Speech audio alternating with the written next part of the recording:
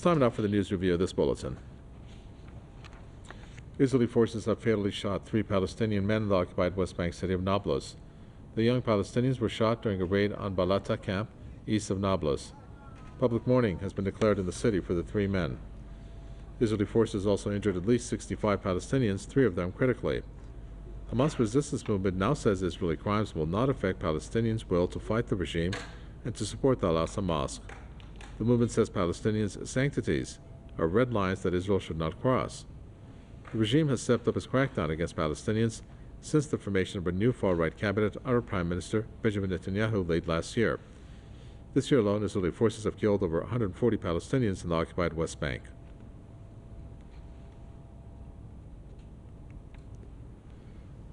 Saad Nimr is a professor of political science at Birzeit University who joins us from occupied Ramallah. We also have Moti Abu Musabeh, who's a Palestinian political activist, joining us from Gaza City. Saad Nimr, let me first start with you. This is a very alarming trend that we're seeing. Not that Palestinians weren't being killed, and they set a record, but now, just in the past month or so, from about 100 Palestinians killed, we're up to 150. So it's moving at a rather rapid pace. What's your assessment as to why there has been such an increase in the killing of these Palestinians? Good afternoon for you and all your viewers.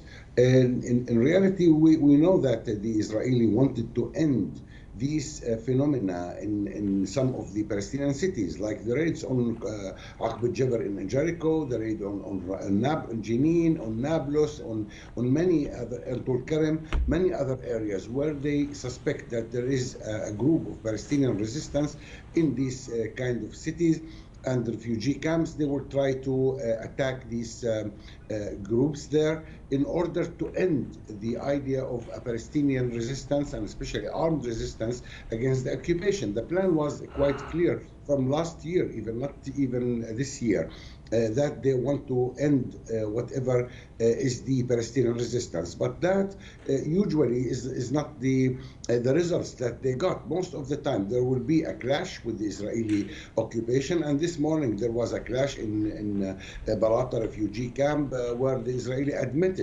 of injuring an officer in the Israeli troops, and at the same time they also managed to kill 3 Palestinians. This morning also there was another raid on Jenin, but Jenin town, not the refugee camp, and there was also a kind of a clash with the Israelis where 2 Palestinians were injured and the Israeli managed to arrest 3 Palestinians.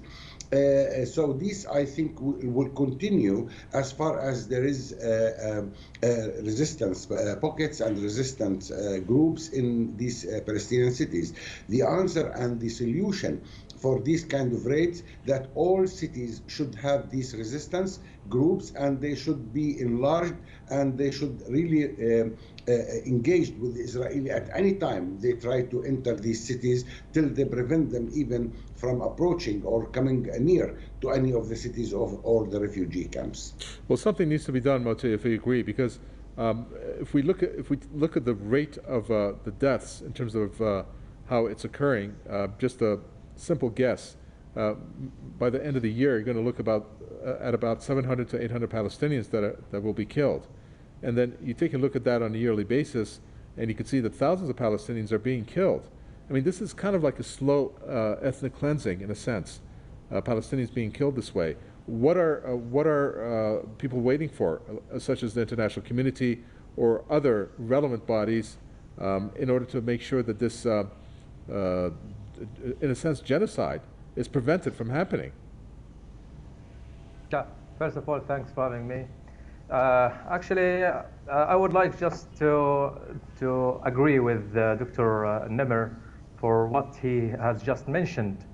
To some extent, I agree with him, but generally, let's be agreed, on the other hand, that the policy of the Israeli occupation forces to target and to attack and to invade the Palestinian cities and the Palestinian villages in the West Bank is a constant policy and a fixed policy, and it's totally stemming of the general attitude of the Israeli occupation forces to keep the Palestinian people there under the persecution, under the pressure.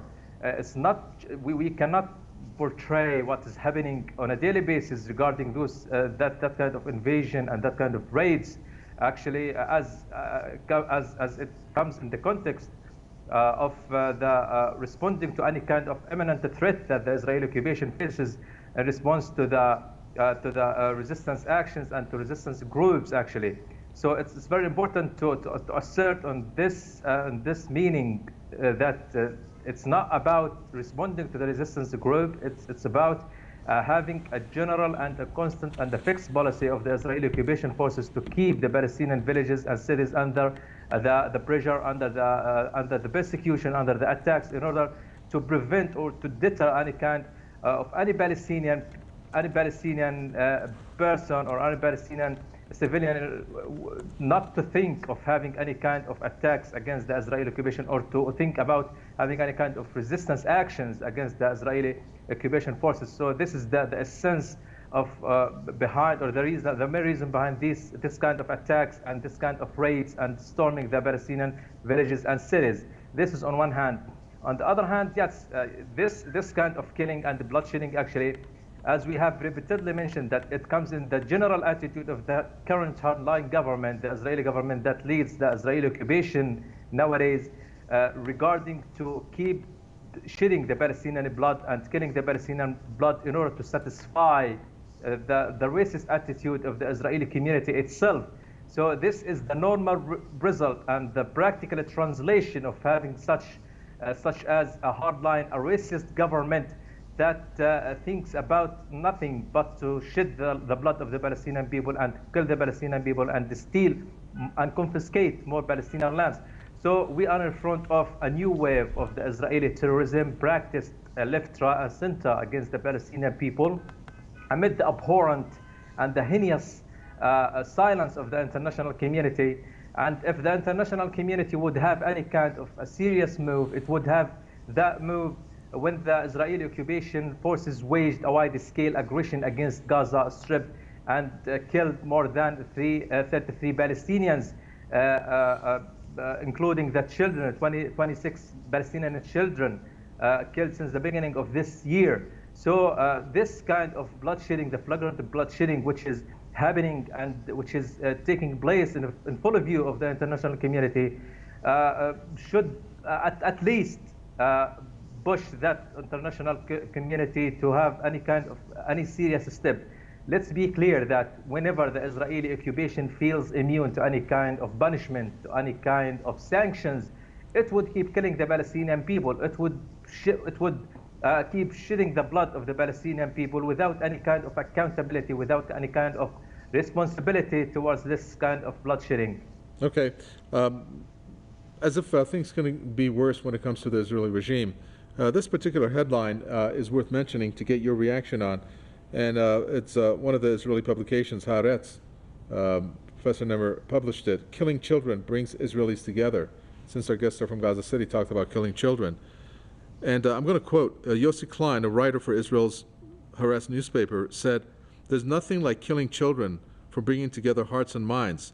For the past 18 weeks, Israelis have been fighting each other, unable to find anything to bring us closer together.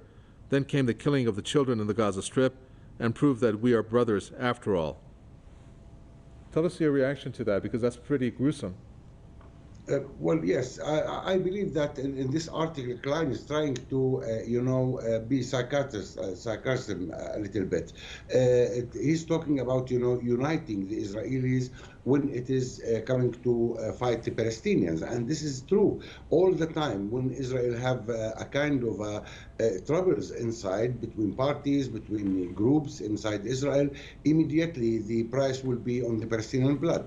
Most of the time, usually, there will be, attack to the Palestinians, and that will, bring the Israeli closer to each other, because under the pretension of, we are under the threat of the Palestinian resistance, we're under I don't know what, and all these kind of things. I'll give you a very short example.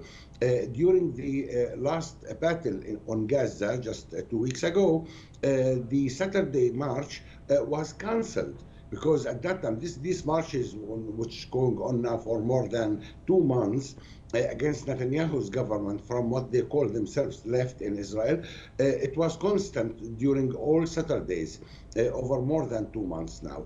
Now, during the war, there was no demonstrations. Not that because they are afraid of the rockets, but rather than usually when you are in war, this is the Israeli logic, when you are in war, everyone should stick together. So killing the Palestinians and killing the Palestinian children, definitely that will bring the Israelis together.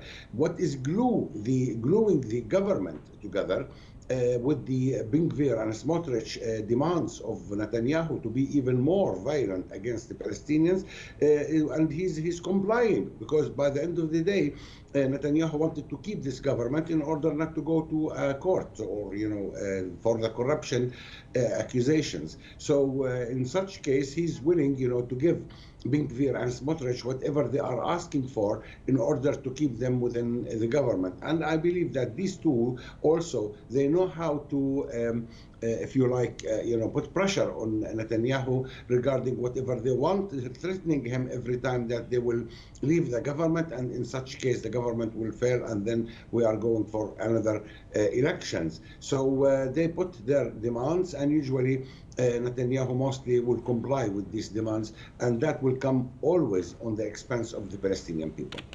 Thank you very much. Wish we had more time. Sadnem, Professor of Political Science at Birzeit University. Thank you. Moti Abu Musab, Palestinian political activist from Gaza City. Thank you to you both. And with that, we come to an end for this edition of the News Review. Thanks for tuning in.